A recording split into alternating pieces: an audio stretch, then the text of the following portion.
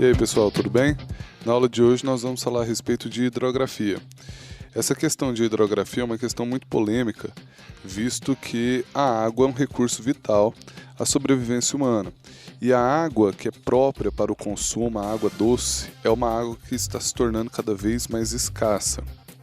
O planeta Terra, que é conhecido também por planeta Água, tem a maior proporção de água em relação à Terra. São 70% aproximadamente de água, enquanto que são 30% aproximadamente de terra. O primeiro homem a chegar ao espaço, Yuri Gagarin, um tripulante soviético, ele ficou espantado no ano de 1961, quando avistou a porção de água em relação à Terra, visto do nosso espaço, do nosso planeta. Tanto é que ele disse uma das frases que ficou mais impactantes, não só pela frase, mas pelo contexto histórico na qual ela está relacionada àquela época da Guerra Fria, em 1961, que foi uma corrida armamentícia espacial entre duas grandes potências, naquele período, União Soviética e Estados Unidos. Yuri Gagarin, ele disse uma frase que ficou marcada para a história da humanidade, da história do século XX: a Terra é azul, visto a grandiosidade de água em relação à Terra que existia em nosso planeta, existe em nosso planeta, visto do espaço. Foi a primeira grande visão que nós tivemos do espaço e essa surpresa de Yuri Gagarin ao constatar essa grandiosidade de água.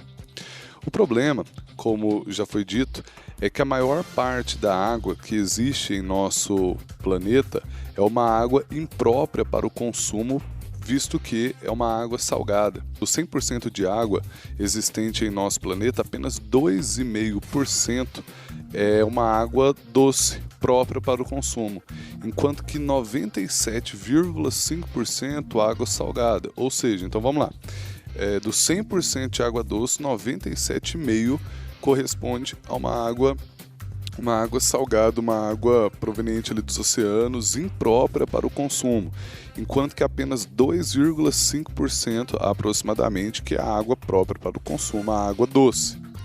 Dessa maneira, o recurso, tão importante como é o recurso da água, está se tornando cada vez mais escasso para a humanidade. Em algumas regiões, como é o caso, por exemplo, do Oriente Médio, já está existindo uma real guerra por conta da água. Em outros casos, em outras regiões, o conflito da água é causa também de outros conflitos, como por exemplo, na China existe uma região que chama Tibete, que busca a separação do território chinês, e uma das causas na qual a China não aceita a separação é que a nascente dos mais importantes rios chineses, o Yangtze e o Huanghe, ou seja, os rios amarelo e azul, a nascente dos rios acontece nesse território do Tibete. Então a China teme que, se fornecer a independência ao Tibete, o Tibete, por exemplo, poderia desviar o curso da água desses rios, não chegando, portanto, à China.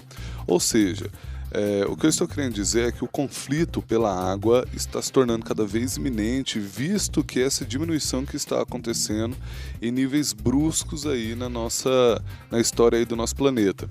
Isso porque desses 2,5%, vale salientar que ainda está sendo considerado nesses 2,5% a água que é poluída, e que com a sociedade consumista que nós vivemos, cada vez mais nós estamos poluindo as nossas águas, nossos lençóis freáticos estão sendo poluídos por conta da expansão cada vez maior do agronegócio, e o uso de agrotóxicos possibilita essa poluição das reservas subterrâneas. E os nossos rios estão sendo cada vez mais poluídos pelo uso indiscriminado desses rios. Então, desses 2,5%, vale salientar que nós temos ainda considerando a água que é poluída e aquela de difícil acesso, como é o caso, por exemplo, das geleiras. Nas geleiras nós temos água doce e é uma água de difícil acesso, é uma água de difícil extração. Então dá para perceber o quanto que a água doce, vital à nossa sobrevivência, está se tornando cada vez mais escassa. Em relação ao nosso país, em relação ao Brasil, o Brasil é um país privilegiado quando o assunto é água. Do 100% de água doce do planeta, 12% aproximadamente está compreendido no Brasil. Isso é um dado fortíssimo para o território brasileiro, ter essa margem aí dos 12%. Recentemente, tem uma curiosidade, foi descoberto a possibilidade da existência de um rio embaixo do rio Amazonas, com água corrente embaixo do rio Amazonas. Ainda está em fase de pesquisa, mas o que representaria ainda mais um aumento da porcentagem de água doce do nosso planeta. Esse rio foi denominado de Rio Hansa por conta do pesquisador da Universidade Federal do Amazonas que fez essa descoberta. Mas como eu falei, ainda é uma curiosidade, ainda está em fase de pesquisa. Essa possível descoberta ocorreu ali no ano de 2011. Então é algo bem recente, mas que pode aumentar a grandiosidade do recurso hídrico brasileiro. Em relação aos nossos oceanos, nós temos os oceanos Atlântico, Pacífico, Índico, Glacial, Ártico.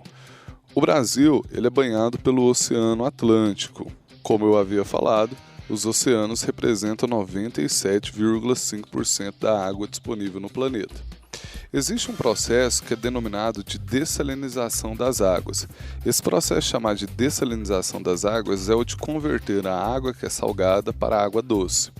Esse processo é um processo caro, ele é um processo lento e então é extremamente complicado realizá-lo, visto que existem muitas custas em torno desse processo, o que é complicado para abastecer uma grande população. Porém, já é uma possível alternativa em caso de escassez de água.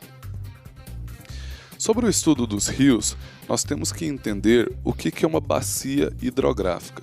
Bacia hidrográfica é quando existe um rio principal mais os seus afluentes, que também podem ser chamados de tributários.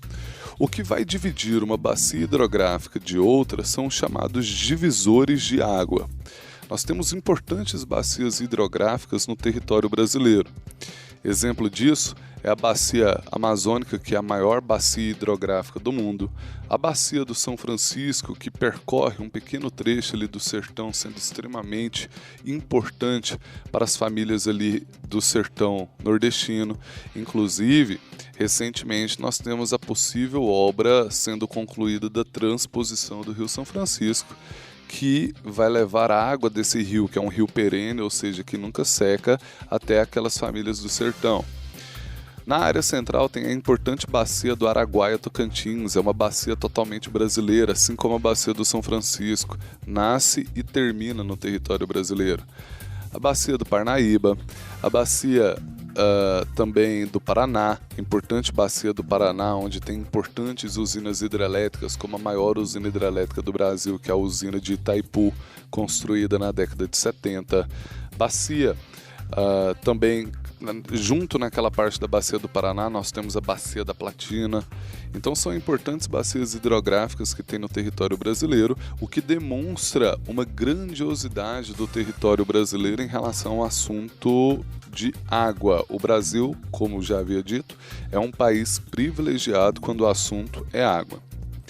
Sobre as características dos rios, nós temos 4 pontos principais que merecem ser destacados: o regime, ou seja, a nascente, a foz ou desembocadura, o curso desse rio e o volume.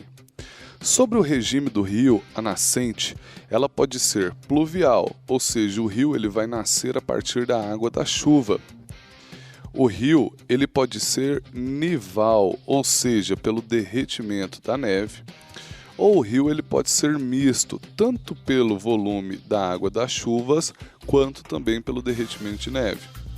O rio Amazonas tem uma característica de ser misto, ou seja, ele tem ali a sua origem tanto pelo volume de água provocado pelas chuvas intensas na região, como também pelo derretimento de neve em meio à Cordilheira dos Andes, no Peru, o que possibilita o surgimento desse gigante que é o maior rio do mundo, o rio Amazonas.